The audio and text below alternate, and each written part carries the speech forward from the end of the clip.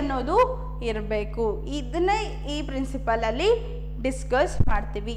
So in unity in command, according to this principle, an employee should receive the orders from one boss and superior and should be accountable for one superior only. For example ಹೇಳ್ಬೇಕು ಅಂತಂದ್ರೆ, so a person, so he is an employee, okay, ಇವನು a ಅನ್ನೋನು employee. So ಅವರಿಗೆ boss ಯಾರಿದ್ದಾರೆ? x and y. Suppose boss ಮತ್ತು boss wife. So boss ಮತ್ತು boss wife ಇವರಿಬ್ರು ಯಾವ ಪೊಸಿಷನಲ್ಲಿ ಇರ್ತಾರೆ? ಬಾಸ್ ಪೊಸಿಷನ್ನಲ್ಲೇ ಇರ್ತಾರೆ. ಸೊ ಇವ್ರು ಏನು ಮಾಡ್ತಾರೆ? ಇವ್ರು ಒಂಥರ ಇನ್ಸ್ಟ್ರಕ್ಷನ್ಸ್ ಕೊಡ್ತಾರೆ, ಇವ್ರ ಕಮಾಂಡಲ್ಲಿ ಯೂನಿಟಿ ಇರಲ್ಲ. ಸೊ ಈ ವರ್ಕ್ನ ಸಪೋಸ್ ಎಗೆ ಎಕ್ಸ್ ಅನ್ನೋರು ಈ ವರ್ಕ್ನ ಈ ಥರ ಮಾಡು, ಓಕೆ, ಇವರೇ ಬೇರೆ ಥರ, ವೈ ಅನ್ನೋರೇ ಬೇರೆ ಥರ ಇನ್ಸ್ಟ್ರಕ್ಷನ್ಸ್ನ ಕೊಡ್ತಾರೆ. ಈ ಸಿಚುವೇಶನಲ್ಲಿ ಏನಾಗುತ್ತೆ? ಎಂಪ್ಲಾಯೀಸ್ಗೆ ಅಥವಾ ವರ್ಕರ್ಗೆ ಕನ್ಫ್ಯೂಷನ್ ಅನ್ನೋದಾಗುತ್ತೆ. ಸೊ ನಾನು ಯಾರ ಇನ್ಸ್ಟ್ರಕ್ಷನ್ಸ್ನ ಫಾಲೋ ಮಾಡಬೇಕು? ಸೊ ಈಗ ಕನ್ಫ್ಯೂಷನಿಂದ ಏನಾಗುತ್ತೆ? ಆ ಪರ್ಟಿಕ್ಯುಲರ್ ಟಾಸ್ಕ್ನ ಪರ್ಫಾರ್ಮ್ ಮಾಡೋದಕ್ಕೆ ಆಗಲ್ಲ. ಪ್ರಾಪರಾಗಿ ಆ ಪರ್ಟಿಕ್ಯುಲರ್ ಟಾಸ್ಕ್ನ ಎಫಿಷಿಯೆಂಟಾಗಿ ಕಂಪ್ಲೀಟ್ ಮಾಡೋಕ್ಕೆ ಆಗಲ್ಲ. ಯಾಕಂದರೆ ಅವನ ವರ್ಕಲ್ಲಿ ಕನ್ಫ್ಯೂಷನ್ಸ್ ಅನ್ನೋದಿದೆ. ಯಾಕಂದರೆ ಒಬ್ಬ ಬಾಸ್ ಒಂಥರ ಹೇಳ್ತಿದ್ದಾರೆ, ಇನ್ನೊಬ್ಬ ಬಾಸ್ ಇನ್ನೊಂದು ಥರ ಹೇಳ್ತಿದ್ದಾರೆ, ಆರ್ಡರ್ಸ್ನ ಒಬ್ಬರು ಒಂದೊಂದು ಥರ ಕೊಡ್ತಿದ್ದಾರೆ. ಸೊ ಇದರಲ್ಲಿ ಏನು ಹೇಳ್ತಿದ್ದಾರೆ ಅಂದರೆ, ಈ ಪ್ರಿನ್ಸಿಪಲಲ್ಲಿ ಏನು ಹೇಳ್ತಿದ್ದಾರೆ ಅಂದರೆ, so what are all the instructions given by the superior or the boss should be come from, there should be a unity in that orders. ಹಂಗಾದ್ರೆ ಯೂನಿಟಿ ಅಂತಂದರೆ ಒಬ್ಬ ಪರ್ಸನ್ ಮಾತ್ರ ಏನು ಮಾಡಬೇಕಾಗುತ್ತೆ? ಆರ್ಡರ್ಸ್ನ ಕೊಡಬೇಕಾಗತ್ತೆ, ಇನ್ಸ್ಟ್ರಕ್ಷನ್ಸ್ನ ಕೊಡಬೇಕಾಗತ್ತೆ. ಆ್ಯಂಡ್ ಈ ಪರ್ಸನ್ ಯಾರಿಗೆ ಅಕೌಂಟಬಲ್ ಆಗಿರಬೇಕಾಗುತ್ತೆ? ಈ ಪರ್ಸನ್ಗೂ ಅಷ್ಟೇ ಅಕೌಂಟಬಲ್ ಆಗಿರಬೇಕಾಗುತ್ತೆ. ಸಪೋಸ್ ಇಬ್ಬರು ಬಾಸ್ ಇದ್ದರೆ ಇವನಿಗೆ ಕನ್ಫ್ಯೂಷನ್ ಸ್ಟಾರ್ಟ್ ಆಗುತ್ತೆ. ಸೊ ನಾನು ಇವ್ರಿಗೇನು ಹೇಳಬೇಕು, ಯಾರಿಗೆ ಅಕೌಂಟಬಲ್ ಆಗಿರಬೇಕು ಅಂತಂದು ಕನ್ಫ್ಯೂಷನ್ ಶುರುವಾಗುತ್ತೆ ಅಲ್ವಾ? ಅದಕ್ಕೆ ಈ ಪ್ರಿನ್ಸಿಪಲ್ ಏನು ಹೇಳ್ತಿದ್ದಾರೆ? ಒಬ್ಬ ಬಾಸ್ ಮಾತ್ರ ಆರ್ಡರ್ಸ್ ಅಥವಾ ಇನ್ಸ್ಟ್ರಕ್ಷನ್ಸ್ನ ಕೊಡ್ಬೋದು. ಆ್ಯಂಡ್ ಆಲ್ಸೋ ಆ ಪರ್ಟಿಕ್ಯುಲರ್ ಎಂಪ್ಲಾಯಿ ಏನಾಗಿರಬೇಕು?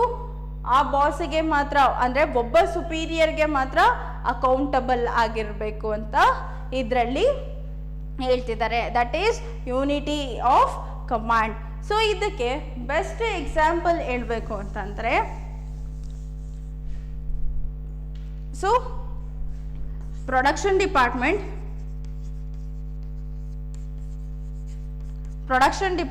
ಮತ್ತು sales department. So production department ಇದೆ, ಸೇಲ್ಸ್ ಡಿಪಾರ್ಟ್ಮೆಂಟ್ ಇದೆ. ಸೊ ವರ್ಕರ್ಸ್, ಓಕೆನಾ, ಇವರು ಪ್ರೊಡಕ್ಷನ್ ಡಿಪಾರ್ಟ್ಮೆಂಟ್ನ workers, okay. So production department ಅವರು ಈ ವರ್ಕರ್ಸ್ಗೆ ಏನು ಇನ್ಸ್ಟ್ರಕ್ಟ್ ಮಾಡ್ತಿದ್ದಾರೆ? ಸೊ ಪ್ರೊಡಕ್ಷನ್ ಆ್ಯಕ್ಟಿವಿಟಿನ ಸ್ಲೋ ಆಗಿ ಮಾಡಿ, ಕ್ವಾಲಿಟಿನ ಮೇಂಟೈನ್ ಮಾಡಿ. ಯಾಕಂದರೆ ನಮ್ಮ ಕ್ವಾಲಿಟಿಯಿಂದನೇ ನಮ್ಮ ಪ್ರಾಡಕ್ಟ್ಸ್ನ ರೆಕಗ್ನೈಸ್ ಮಾಡೋದು ಅಥವಾ ನಮ್ಮ ಕಂಪ್ನಿನ ರೆಕಗ್ನೈಸ್ ಮಾಡೋದು ನಮ್ಮ ಪ್ರಾಡಕ್ಟಿಂದನೇ. ಅದಕ್ಕೋಸ್ಕರ ಏನು ಮಾಡಿ? ಸ್ಲೋ ಆಗಿ ಪ್ರೊಡ್ಯೂಸ್ ಮಾಡಿ. ಪ್ರೊಡಕ್ಷನ್ ಆ್ಯಕ್ಟಿವಿಟಿ ಸ್ಲೋ ಆಗಿ ನಿಧಾನಕ್ಕೆ ಮಾಡಿದರೂ ಪರವಾಗಿಲ್ಲ, ಕ್ವಾಲಿಟಿ ಪ್ರಾಡಕ್ಟ್ಸ್ನ ಪ್ರೊಡ್ಯೂಸ್ ಮಾಡಿ ಅಂತಂದು ಯಾರು ಇನ್ಸ್ಟ್ರಕ್ಟ್ ಮಾಡ್ತಿದ್ದಾರೆ? ದಿಸ್ ಪ್ರೊಡಕ್ಷನ್ ಡಿಪಾರ್ಟ್ಮೆಂಟ್ ಅವರು ಇನ್ಸ್ಟ್ರಕ್ಟ್ ಮಾಡ್ತಿದ್ದಾರೆ. ಬಲ್ಕಾಗಿ ಏನು ಮಾಡಬೇಡಿ? ಪ್ರೊಡಕ್ಷನ್ ಮಾಡಬೇಡಿ. ಬಲ್ಕಾಗಿ ಪ್ರೊಡಕ್ಷನ್ ಮಾಡಿದ್ರೆ ಪ್ರಾಡಕ್ಟ್ನ ಕ್ವಾಲಿಟಿ ಆ ಕಡೆ ಈ ಕಡೆ ಆಗೋ ಚಾನ್ಸಸ್ ಇರುತ್ತೆ. ಅದರಿಂದ ಏನು ಮಾಡಿ? ಕ್ವಾಲಿಟಿ ಪ್ರಾಡಕ್ಟ್ನ ಟೈಮ್ ತಗೊಂಡು ಪ್ರೊಡಕ್ಷನ್ ಮಾಡಿ ಅಂತ this production department will going to give the instruction. ಆದರೆ ಇಲ್ಲಿ ಸೇಲ್ಸ್ ಡಿಪಾರ್ಟ್ಮೆಂಟ್ ಅವ್ರು ಏನು ಹೇಳ್ತಿದ್ದಾರೆ? ಈ ವರ್ಕರ್ಸಿಗೆ ಇನ್ಸ್ಟ್ರಕ್ಷನ್ ಮಾಡ್ತಿದ್ದಾರೆ. ಸೊ ಪ್ರೊಡಕ್ಷನ್ ಆ್ಯಕ್ಟಿವಿಟೀಸ್ನ ಜಾಸ್ತಿ ಮಾಡಿ. ಸೊ ಆರ್ಡರ್ಸ್ ಎಲ್ಲ ಪೆಂಡಿಂಗ್ ಇದೆ, ಪ್ರೊಡಕ್ಷನ್ ಆ್ಯಕ್ಟಿವಿಟೀಸ್ನ ಜಾಸ್ತಿ ಮಾಡಿ. ಆ್ಯಂಡ್ ಆಲ್ಸೋ ಬಲ್ಕಾಗಿ ಪ್ರೊಡ್ಯೂಸ್ ಮಾಡಿ. ಆ್ಯಂಡ್ ಆಲ್ಸೋ ಯಾಕಂದರೆ ಆರ್ಡರ್ಸ್ ಎಲ್ಲ ತುಂಬ ಪೆಂಡಿಂಗಲ್ಲಿದೆ. ಅದರಿಂದ ಏನು ಮಾಡಿ? ಪ್ರೊಡಕ್ಷನ್ ಆ್ಯಕ್ಟಿವಿಟೀಸ್ನ ಜಾಸ್ತಿ ಮಾಡಿ, ಇವರು ಕಡಿಮೆ ಮಾಡಿ ಅಂತ ಹೇಳ್ತಿದ್ದಾರೆ. ಸೊ ಈ ಸಿಚುಯೇಷನಲ್ಲಿ ವರ್ಕರ್ಸಿಗೆ ಏನಾಗುತ್ತೆ? ಕನ್ಫ್ಯೂಷನ್ ಆಗುತ್ತೆ. ಸೊ ಪ್ರೊಡಕ್ಷನ್ ಆ್ಯಕ್ಟಿವಿಟಿ ಕಡಿಮೆ ಮಾಡಬೇಕು, ಜಾಸ್ತಿ ಮಾಡಬೇಕು. ಸೊ ಇದರಿಂದ ಏನಾಗುತ್ತೆ? ವರ್ಕರ್ಸ್ಗೆ ಕನ್ಫ್ಯೂಷನ್ ಆಗುತ್ತೆ. ಆ ಪರ್ಟಿಕ್ಯುಲರ್ ಟಾಸ್ಕ್ನ ಕಂಪ್ಲೀಟ್ ಮಾಡೋದಕ್ಕೆ ಅವನಿಗೆ ಆಗಲ್ಲ. ಆ್ಯಂಡ್ ಆಲ್ಸೋ ಈ ಪರ್ಸನ್ ಯಾರಿಗೆ ಅಕೌಂಟಬಲ್ ಆಗಿರಬೇಕು ಅಂತಲೇ ಗೊತ್ತಾಗಲ್ಲ ಅಲ್ವಾ. ಸೊ ಇವನಿಗೆ ಅಕೌಂಟಬಲ್ ಆಗಿರ್ಬೇಕಾ ಅವ್ರಿಗೆ ಅಕೌಂಟಬಲ್ ಆಗಿರ್ಬೇಕಾ ಅನ್ನೋ ಕನ್ಫ್ಯೂಷನಲ್ಲೇ ಇರ್ತಾರೆ. ಸೊ ಈ ಸಿಚುವೇಶನ್ನಲ್ಲಿ ಏನು ಮಾಡಬೇಕು ಅಂದರೆ that is unity of command ಅನ್ನೋದು ಇರಬೇಕು. ಸಪೋಸ್ ಈ ಸೇಲ್ಸ್ ಡಿಪಾರ್ಟ್ಮೆಂಟರು ಇನ್ಸ್ಟ್ರಕ್ಷನ್ಸ್ ಕೊಡಬೇಕು ಅಥವಾ ಪ್ರೊಡಕ್ಷನ್ ಡಿಪಾರ್ಟ್ಮೆಂಟ್ ಅಷ್ಟೇ ಇನ್ಸ್ಟ್ರಕ್ಷನ್ಸ್ ಕೊಡಬೇಕು. ಯಾಕಂದರೆ ಇವರು ಪ್ರೊಡಕ್ಷನ್ ಡಿಪಾರ್ಟ್ಮೆಂಟ್ ವರ್ಕರ್ಸ್ ಅಂತ ಅಂದ್ಕೊಂಡ್ರೆ, ಸೊ ಸೇಲ್ಸ್ ಡಿಪಾರ್ಟ್ಮೆಂಟ್ ಅವರೇನು ಇವರಿಗೆ ಇನ್ಸ್ಟ್ರಕ್ಷನ್ಸ್ನ ಕೊಡಬಾರ್ದು. ಸೊ ಪ್ರೊಡಕ್ಷನ್ ಡಿಪಾರ್ಟ್ಮೆಂಟ್ ವರ್ಕರ್ಸ್ ಅಲ್ವಾ ಇವರೆಲ್ಲರೂ, ಈ ಪ್ರೊಡಕ್ಷನ್ ಡಿಪಾರ್ಟ್ಮೆಂಟ್ ವರ್ಕರ್ಸ್ಗೆ ಪ್ರೊಡಕ್ಷನ್ ಡಿಪಾರ್ಟ್ಮೆಂಟ್ ಮ್ಯಾನೇಜರ್ ಅಷ್ಟೇ ಇವರಿಗೆ ಇನ್ಸ್ಟ್ರಕ್ಷನ್ಸನ್ನು ಕೊಡಬೇಕು. ಸೊ ಈ ಎಲ್ಲ ವರ್ಕಿಗೆಲ್ಲ ಅಕೌಂಟಬಲ್ ಯಾರಾಗಿರಬೇಕು, ಅಕೌಂಟಬಲ್ ಈ ಪರ್ಸನ್ನೇ ಆಗಿರಬೇಕು. Okay, this is about the unity of command. So this is ಏನು one of the principle. In simple ಏನು, ಒಬ್ಬ ಪರ್ಸನ್ನು ಒಬ್ಬ ವರ್ಕರಿಗೆ ಮಾತ್ರ ಇನ್ಸ್ಟ್ರಕ್ಟ್ ಮಾಡಬೇಕು, ಒಬ್ಬ ಸುಪೀರಿಯರ್ ಮಾತ್ರ, ಒಬ್ಬ ಬಾಸ್ ಮಾತ್ರ ಕಮಾಂಡ್ಸ್ ಅನ್ನೋನ್ನ ಕೊಡಬೇಕು. ಆ್ಯಂಡ್ ಆಲ್ಸೋ ಆ ಪರ್ಸನ್ ಅಥವಾ ಆ ವರ್ಕರ್ ಏನಾಗಿರಬೇಕು, ಆ ಪರ್ಸನ್ನಿಗೆ ಮಾತ್ರ ಅಕೌಂಟಬಲ್ ಆಗಿರಬೇಕು ಅಥವಾ ಆ ಪರ್ಟಿಕ್ಯುಲರ್ ಸುಪೀರಿಯರಿಗೆ ಮಾತ್ರ ಅಕೌಂಟಬಲ್ ಆಗಿರಬೇಕು. ಇದರಿಂದ ಏನಾಗುತ್ತೆ, ಎಫಿಷಿಯನ್ಸಿ ಅನ್ನೋದು ಜಾಸ್ತಿ ಆಗುತ್ತೆ. ವಿತಿನ್ ದ ಟೈಮ್ ಏನಾಗುತ್ತೆ, ಆ ಪರ್ಟಿಕ್ಯುಲರ್ ವರ್ಕು ಕಂಪ್ಲೀಟ್ ಆಗುತ್ತೆ. Okay, this is about the what unity and command, unity of command. And the next principle is about what? Next principle is unity in direction. Unity in direction. So unity in direction. So this is also one of the principle which is given by the Henry Fayol. ಹಾಗಾದರೆ ಈ principal ಅಲ್ಲಿ ಏನು ಹೇಳ್ತಿದ್ದಾರೆ ಅಂದರೆ, ನಾವು ಎಲ್ಲರಿಗೂ ಏಕ್ directions ಕೊಡಬೇಕು, ಒಂದೇ ಕಡೆ ಡೈರೆಕ್ಷನ್ಸ್ನ ಕೊಡಬೇಕು, ನಮ್ಮ ಡೈರೆಕ್ಷನ್ಸಲ್ಲಿ ಯೂನಿಟಿ ಅನ್ನೋದು ಇರಬೇಕು ಅಂತ ಹೇಳ್ತಿದ್ದಾರೆ. ಹಾಗಾದರೆ ಈ ಪ್ರಿನ್ಸಿಪಲಲ್ಲಿ ಏನು ಹೇಳ್ತಿದ್ದಾರೆ ಅಂತ ನೋಡೋಣ. According to this principle, one unity means one plan. Okay, that is an efforts of all the members and employees of the organisation must be directed towards the achieving the common goal of an organization.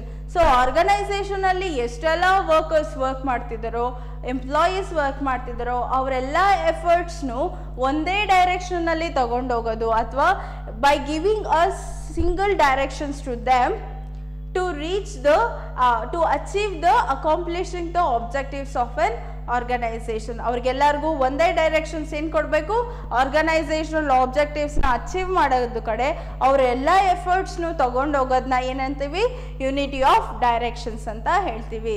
For example, ಆರ್ಗನೈಸೇಷನಲ್ಲಿ single employee ಕೂಡ work ಮಾಡ್ಬೋದು, group of employees ಕೂಡ work ಮಾಡ್ತಿರ್ಬೋದು. So ಆ single employee ಮತ್ತು group of ಎಂಪ್ಲಾಯಿನ common objective ಏನಾಗಿರಬೇಕು, single direction ಏನಾಗಿರಬೇಕು, ಅಲ್ಟಿಮೇಟ್ಲಿ ಆರ್ಗನೈಸೇಷನ್ ಗೋಲ್ಸ್ನ ಅಚೀವ್ ಮಾಡೋದೇ ಆಗಿರಬೇಕು. ಫಾರ್ ಎಕ್ಸಾಂಪಲ್ ಹೇಳಬೇಕು ಅಂದರೆ, ಆರ್ಗನೈಸೇಷನಲ್ಲಿ ಏನಿರುತ್ತೆ, ಡಿಫ್ರೆಂಟ್ ಡಿಪಾರ್ಟ್ಮೆಂಟ್ಸ್ ಇರುತ್ತೆ.